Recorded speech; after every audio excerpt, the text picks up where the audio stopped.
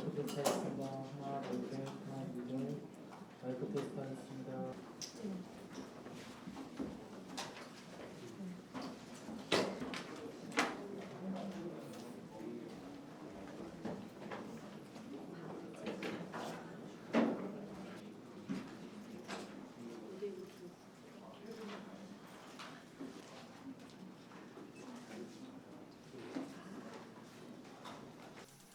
지금부터 등록 민간 임대주택 활성화 기자 설명회를 시작하겠습니다. 먼저 시장님께서 주요 내용에 대해서 발표해 주시겠습니다.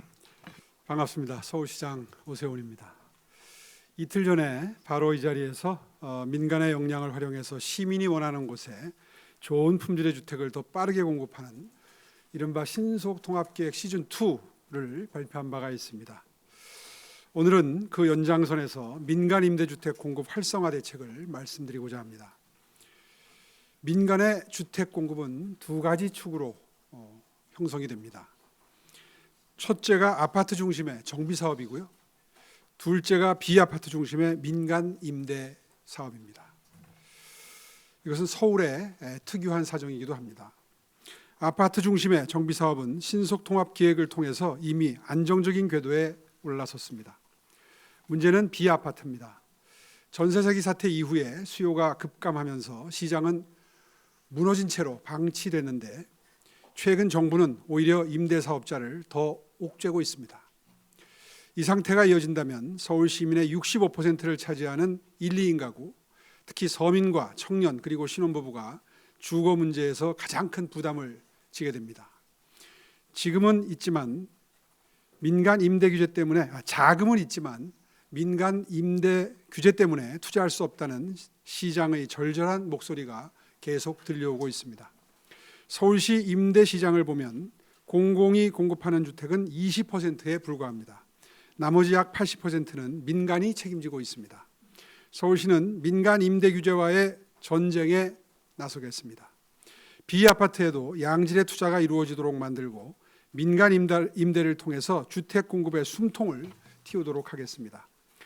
민간이 투자할 수 있도록 여건을 마련해서 무너진 시장을 되살리고 청년, 사회초년생, 신혼부부가 안심하고 들어갈 수 있는 주거 사다리를 다시 세우도록 하겠습니다. 오늘 발표의 핵심은 이겁니다. 민간 임대에 활력을 불어넣어서 서울의 주택 공급 전체를 견인하겠다는 겁니다. 현재 서울에는 다세대, 연립, 오피스텔 등 비아파트 중심의 등록 민간 임대주택 41만 6천 호가 있습니다. 민간 임대 사업자 수는 약 9만 8천 명에 달합니다.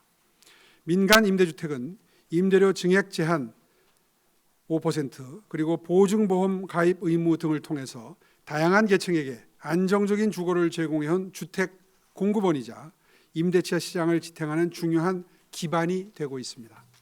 지난 2015년 정부는 임대시장 활성화를 위해서 민간임대 특별법을 도입하고 세제 지원 등으로 임대사업자 등록을 유도한 바 있습니다.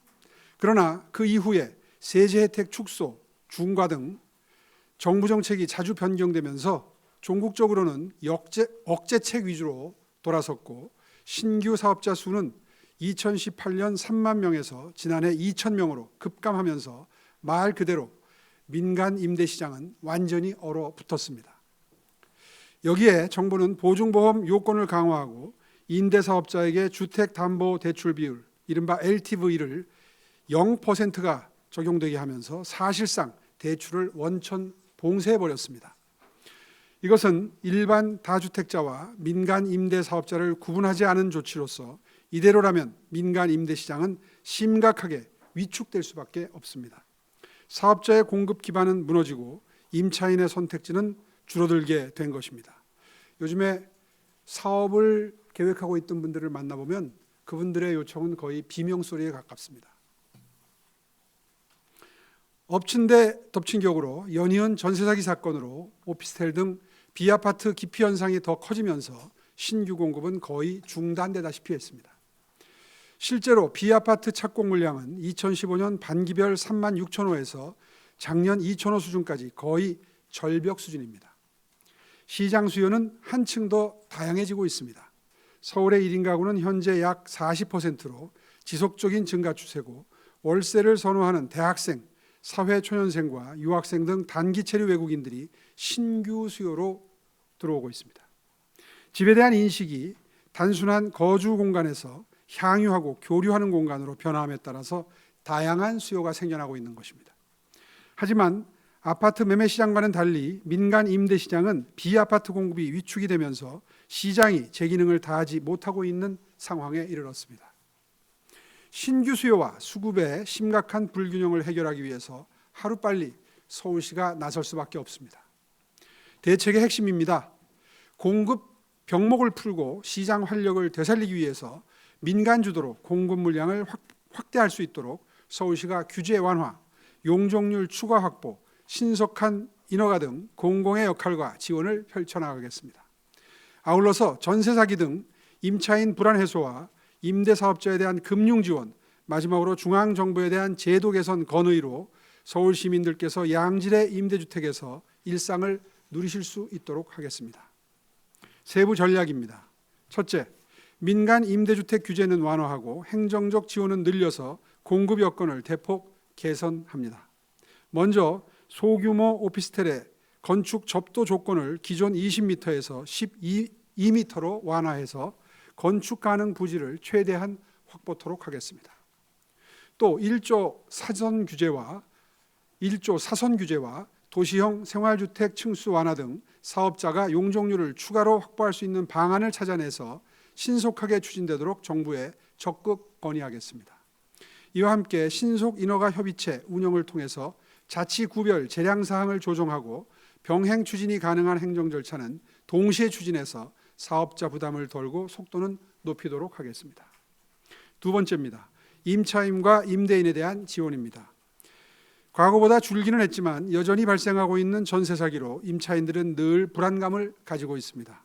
피해 발생 이후의 지원만으로는 충분하지 않습니다. 이제는 예방이 더 중요합니다. 서울시는 전세 사기 임대인 1,500명의 정보를 분석해서 위험 지표를 마련하고 전세 계약 전에 주택과 집주인에 대한 위험도를 파악할 수 있는 AI 전세 사기 위험 분석 리포트를 제공할 것입니다. 임대인에 대한 관리와 지원도 이어나갑니다. 등록 민간 임대주택의 경우 잦은 제도 변경과 복잡한 기준 때문에 사업자도 임차인도 심지어 일선 행정에서도 혼선이 일어나고 있는 경우가 많습니다. 이에 서울시는 지난 8월 서울시 민간 임대 업무 편람을 제작 배포해서 혼선을 이미 최소화했고 추가적으로 민간협의회를 정례적으로 운영해서 사업자 고충도 해결하겠습니다. 셋째, 민간 임대사업자 시장 참여 확대를 위한 금융 지원입니다. 리츠를 활용한 기업형 민간 임대주택은 금융 투자를 통한 대규모 공급이 장점으로 지난 수년간 민간 차원에서 꾸준히 확대되어 왔습니다. 그러나 공사비 급증 등으로 2022년을 기점으로 인허가 건수는 줄어들었고 심지어 올해는 단 한 건의 인허가도 이루어지지 않고 있습니다. 멈춰버린 시장의 투자윤을 위해서는 더 많은 지원이 필요했지만 최근 주택도시기금 출자 비율마저 줄어들었습니다. 서울시가 직접 나서겠습니다. 정부 출자 비율 감소분 14%에서 11%로 줄어든 만큼 내년부터 주택진흥기금을 활용해서 사업자의 초기 출자금 부담을 줄여드리도록 하겠습니다. 이에 더해서 민간 임대 리츠 대출이자 등 대출이자 중 2% 이자를 지원해서 사업성을 개선하고 이를 통해 임대 리츠 시장에 새로운 돌파구를 마련하도록 하겠습니다.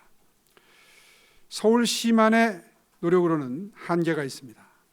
가장 중요한 공급 해법은 현행 제도상 규제를 걷어내고 혜택을 확대해서 사업자의 시장 유입 요인을 만들어내는 것입니다. 서울시는 민간 임대사업자의 어려움 중에 하나인 보증보험 가입 기준 완화를 이미 정부에 요청을 했고 추가로 대출 제한 완화, 과거 축소된 장기 임대에 따른 종부세나 양도세 등의 세제 혜택 등 합리적 조정을 정부에 적극 건의하겠습니다. 서울의 주택시장은 전환점에 서 있습니다.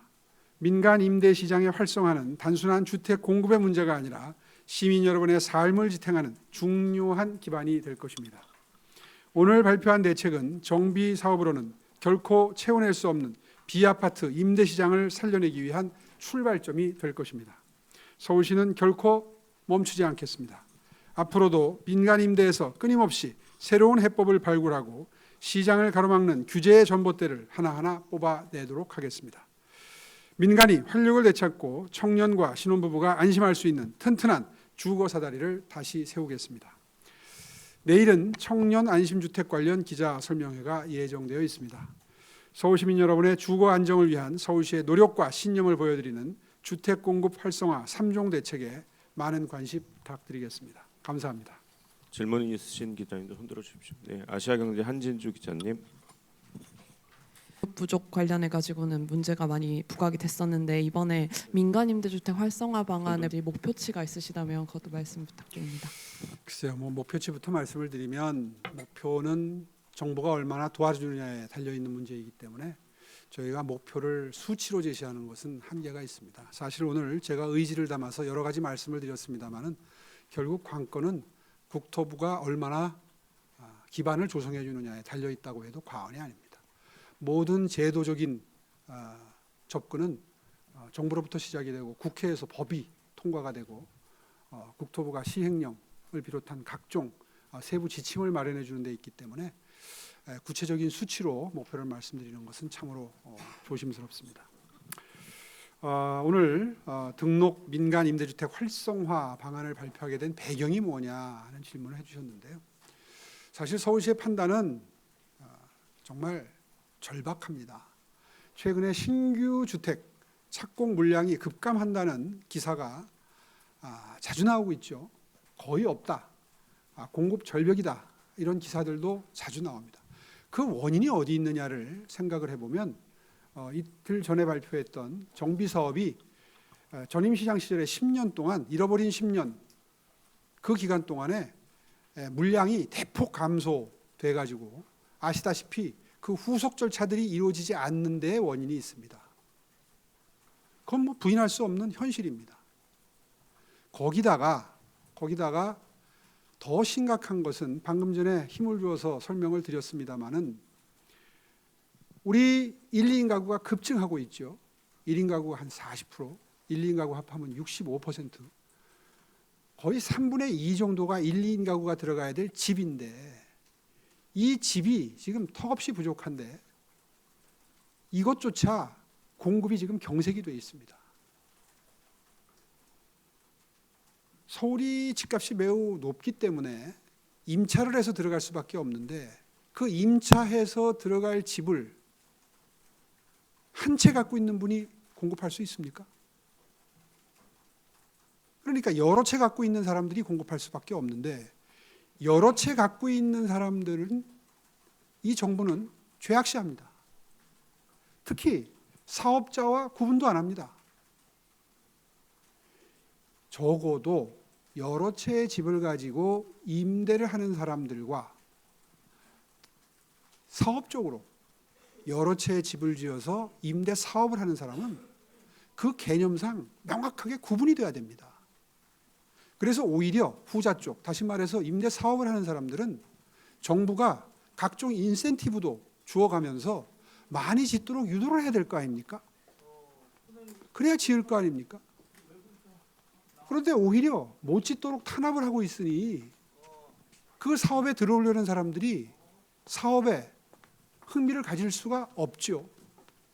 자금이 있어도, 자금 여력이 있어도 심지어는 최근에 외국 자본까지 들어오려고 하는데 한국의 임대시장이 수요가 있다는 걸 아니까요. 들어오려고 하는데 그 돈을 움켜쥐고 들어오려고 사업 기회를 보던 사업자들조차도 현 정부 들어서, 이 정부 들어서 이거 임대사업 하지 말란 얘기네. 이거 들어왔다가는 낭패 보겠네. 이런 판단 때문에 투자를 꺼리고 그리고 다른 투자 대상지, 다른 나라를 물색한다. 이런 이야기를 공공연히 합니다. 이건 정말 깊게 우려하지 않을 수가 없습니다.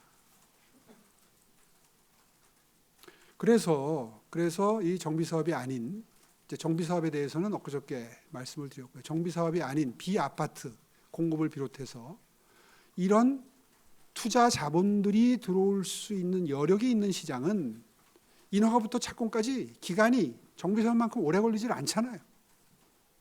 그 기간을 줄이기 위해서 정말 사력을 다하고 있지만 그게 필요 없는 민간 임대 시장에 그 자금이 들어올 수 있도록 물꼬를 트는데 오늘 서울시의 발표가 정말 절실할 것이다. 서울시라도 빨리 이런 대책을 내놔야 투자를 하려고 돈을 쥐고 투자를 하려고 사업 기회를 모색하던 사람들이 다른 곳으로 안 가죠. 왜 다급해서 오늘 이런 방안을 내놓는 겁니다. 그리고 정부에도 도와달라고 요청을 드리는 거예요. 네. 다음 질문 받겠습니다. 네, 뉴스원 김종윤 기자님. 예, 안녕하세요. 뉴스원 김종윤입니다. 오늘 자료 보면은 일단 정부에 지원하겠다라는 걸 대책하나로 말했는데 제 개인적으로 생각으로는 결국에는 세제나 금융 지원이 없이는 좀 이 사업이 좀 빨리 진행되기 어렵지 않을까 생각을 하거든요. 맞습니다. 그래서 오늘 서울시가 발표한 것들이 정부 지원 없이 이게 과연 가능할 건가, 실효성이 있는 건가에 대해서 좀 궁금해서 질문드립니다. 실효성이 없는 건 아니죠. 저희가 할 수 있는 영역이 분명히 있죠. 오늘 설명드린 대로 우리가 각종 그 절차상의 부담을 줄여드린다든가 또 우리도 주택진흥기금을 만들기로 했으니까 그게 이제 뭐 어느 정도 준비가 되지 않았습니까? 조례도 통과가 됐고 아마 연말까지는 다 세부 지침이 마련이 돼서 내년부터는 운영이 가능할 걸로 기대를 하고 있는데요. 지금 보시는 것처럼 이런 지원도 필요하지만 이 다음 장 한번 민간 임대주택을 활성화하기 위해서는 정부가 도와줘야 될 게 이렇게 많습니다. 아까 일일이 말씀을 안 드렸는데요. 주택임대사업자 대출 제한 완화, 또 보증보험 가입 기준 완화, 비아파트 합산 배제, 공시가액 기준 상향, 또 장기 보유 특별 공제, 뭐 이런 여러 가지 도와줘야 될 부분들이 분명히 있고요. 이런 거는 구체적인 이유를 가지고 건의를 하고 있는 겁니다. 조만간 국토부 장관님 직접 만나 뵙고 요청도 드릴 생각이고요. 이렇게 해서 뭐 지금 뭐 세간에서는 뭐 정부와 서울시가 엇박자가 난다 이제 이런 얘기들이 있는데 사실 그건 철학의 차이에서 연유합니다. 임대 사업자를 바라보는 시각이 다르거든요. 저는 근데 서울시의 시각이 바람직하다고 생각합니다. 많이 지어지길 바라면서 공급이 많이 되길 바라면서 그 공급하는 사업자를 죄악시하면 공급이 되겠습니까? 그 시각부터 버려야 되는데 이 민주당 정부는 그걸 죄악시하기 때문에 모순되는 행보를 보일 수밖에 없는 거죠. 아니 어떤 제품을 생산해서 해내서 시장에 공급하는 사업자를 취업해야죠. 더 많이 해달라. 많이 하는데 필요한 게 뭐냐? 우리가 도와줄 게 뭐냐? 이런 규제 해결해 주겠다. 저런 지원해 주겠다. 이렇게 해줘야 그분들이 신바람이 나서 사업에 들어올 거 아닙니까? 근데 그 사람들이 이익을 얻어가는 걸 죄악시하게 되면 그분들은 그 자금으로 다른 데 투자하게 되죠. 그래서 오늘 이렇게 구체적으로까지 금융위에는 뭘 할 것이고 허그에는 뭘 할 것이고 국토부를 통해서 국회에는 또 어떤 요청을 할지에 대해서 이렇게 구체적으로 목록까지 마련을 해서 오늘 설명을 드리는 겁니다. 서울시는 이런 저희들의 철학이 진심이 이번 정부에 잘 전달되길 바라고요. 이 문제 해결 없이는 주택가격 안정 없다. 특히 서민들의 주거 안정은 없다 하는 점을 다시 한번 강조해서 말씀드립니다. 네, 마지막 질문 하나만 받겠습니다. 네, 머니투데이 김지영 기자님. 네, 안녕하세요. 오늘 발표 잘 들었습니다. 서울시가 사업자 금융 지원을 위해서 서울진흥기금 출자 부담 줄여주겠다고 서울진흥기금 활용해서 출자 부담을 줄여주겠다고 했는데 이제 현재 그 조성된 기금에서 민간주택 사업자에게 진행될 수 있는 규모라든지 뭐 그 액수, 뭐 지원 대상 이런 것들이 좀 어느 정도가 될지 궁금합니다. 예, 자 방금 전 설명 잠깐 드렸던 것처럼 이제 조례가 통과가 됐고요. 네, 세부적인 준비가 이루어지고 있습니다. 지금 아마 다음 달까지는 기금 사업 운용 계획안을 수립하고 또 기금 운용 심의위원회 심의를 거쳐서 시의회에 제출하면 연말 전에는 이게 심의 의결이 돼서 이제 준비 상황을 마치게 됩니다. 사실 시의회에서 이런 구체적인 지침이 통과되기 전에 지원 규모나 이런 걸 말씀드리는 건 조금 조심스럽고 이런 감이 없지 않습니다만은 저희들의 희망사항을 말씀을 드리면은 초기 출자금의 한 3% 내외에서 사업장 규모에 따라서 탄력적으로 지원을 하게 되겠고요. 이미 아시고 계시는 것처럼 한 10년 정도 순차적으로 계속해서 출자를 해서 한 2조 원까지 기금을 만들 계획이었지 않습니까? 이게 예정대로 의회에서 통과가 되게 되면 그것을 기반으로 해서 모르겠습니다. 그 구체적으로 어느 정도 액수가 지원이 될지는 그때그때 봐야 될 것 같습니다만은 최대한 사업의 어떤 그 인센티브로 작동할 수 있도록 하는 적정한 지원 규모가 어느 정도인지는 계속해서 구체적으로 논의해가면서 정하도록 하겠습니다. 알겠습니다.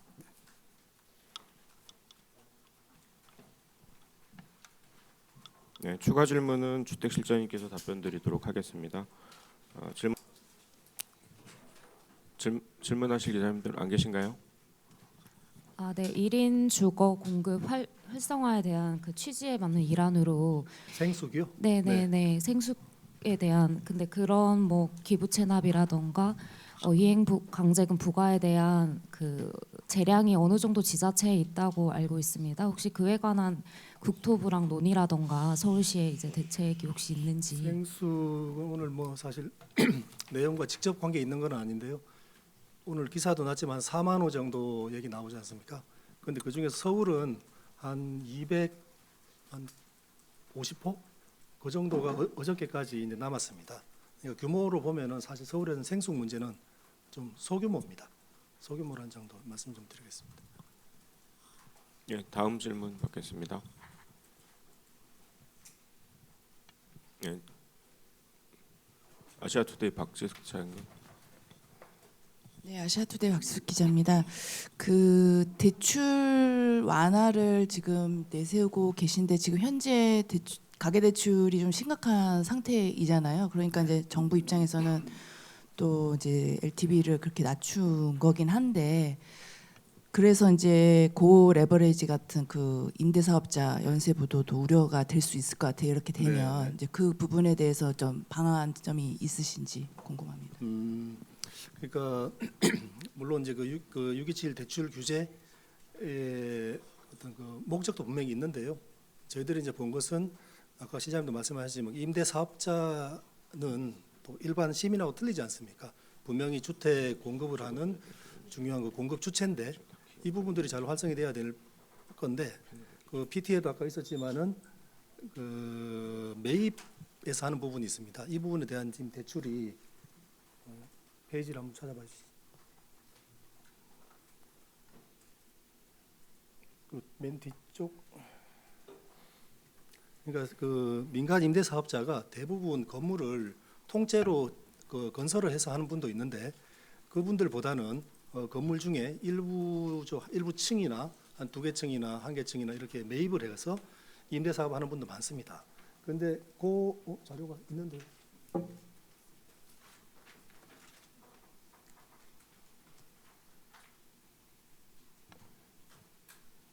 말씀으로 좀 드리겠습니다. 그래서 이제 그런 부분도 있는데 그 부분은 중소한 그런 이제 임대 사업자들이거든요. 그 부분들에 대한 대출이 지금 나오고 있지 않는 겁니다. 그런 거는 현실적인 부분이기 때문에 저희가 좀 지적을 했습니다. 요거 말고 다음 페이지입니다.